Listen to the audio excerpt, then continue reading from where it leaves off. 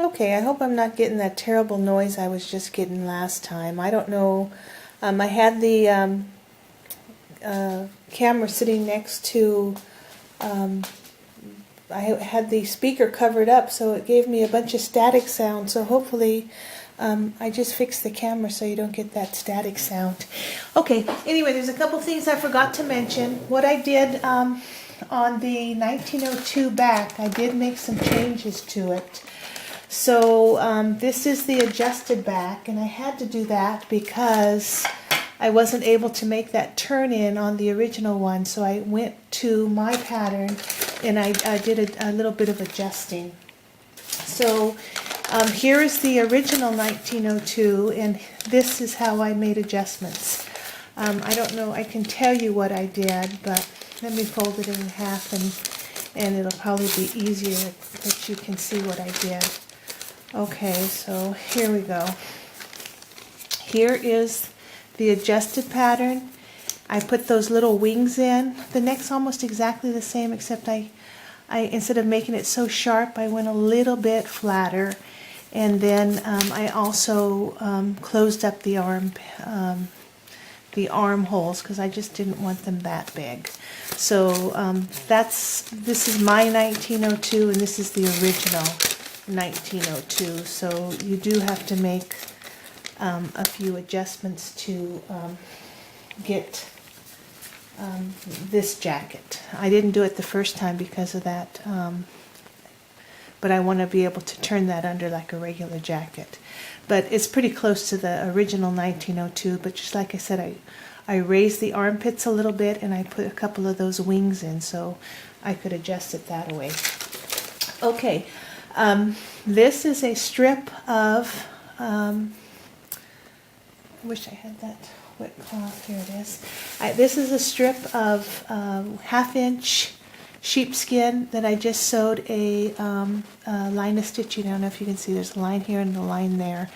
It's easier if you sew with the fur on the bottom of your machine. You don't get as many of the fuzzies if you sew it that way. If you try to sew with the fuzzy against the pressure feed, it's not very friendly that way. So, okay, you've all seen those jackets where you can make designs on the back. It looks like they're actual seams across the jacket. So what you want to do, if you want to embellish a jacket, I don't like this piece, let me get rid of it. It's not uniform. Okay, so what you want to do is decide what kind of design you want on the back. This isn't the same, this is a different vest, so if you're confused, don't be. This is completely different. I just forgot to mention this. So go ahead and get your design ready the way you want it before you do all your turn-ins on your back. You can make a really pretty jacket. But all of these little embellishments have to go first. So then you take your 2 in the back and cut down. And then this one over here, cut down. Okay. And then you're just going to tuck that in here so it looks like it actually has been pieced together. And because we finished off the edges on both sides, all we're going to do now is just sew straight down the center. And that's how you're going to get that really nice looking, rugged looking jacket on the back of your doll vests. But it's all fake. Okay, so I'm going to sew straight down the middle across here, straight down here, straight down here. So then when it lets go, it's going to look like it's actually been seamed. I mean, you can go through all the trouble of actually piecing it together if you want to, but you really don't have to with this. But do all this embellishment first and then go and do your turn-ins on your sleeve. So that'll catch that underneath there. And you can even trim it a little bit if you need to so you don't have to see it, and then it'll just lay real flat. But then you can get that really cute look on the back of your jackets. And you can do any design you want. You can do the same thing down the front. Here's the front part of the vest. You can do the same thing. You can either go straight down like this, down the middle, or You don't really see it too often on the front. If you do, you usually see it across the, so you'd have this down and that. But you know, it's just another design option. Okay, so that was the 1902, that was this one. So instead of this back, a plain back like this, you'd get a real pretty back like this. That's the difference between this and this one. So, you know, just more options. Okay, so what I did is I took the front of the pattern. I need the back. The back I'm working on. Here we go.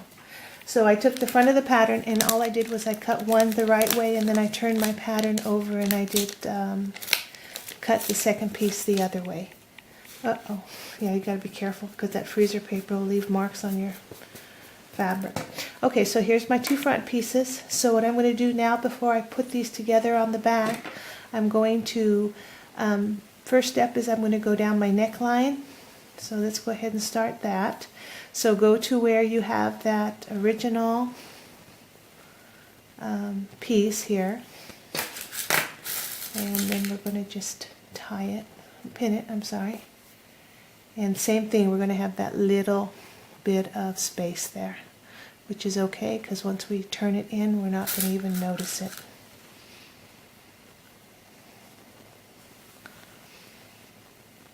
Okay, so I'm going to do this. I'm going to do the arm. I'm going to do this first seam only, and then this one. All right, well, let's just do it. We'll do one on camera, and then I'll do the other.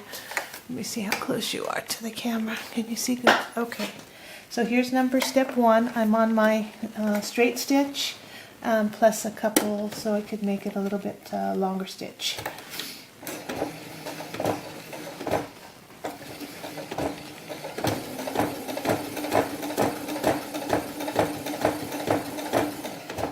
Okay. Pick up, turn.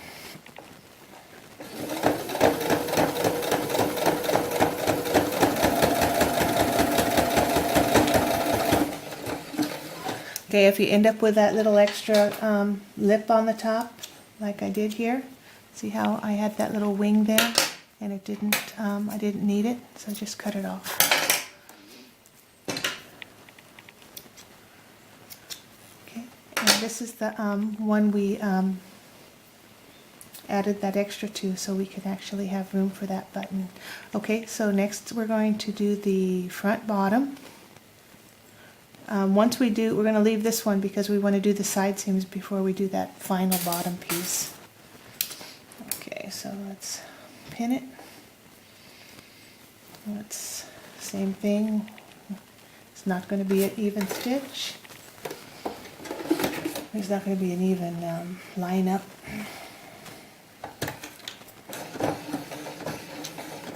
Okay.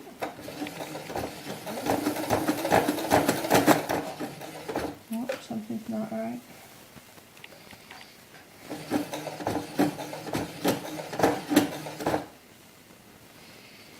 Well, I better stop and see what the heck's going on.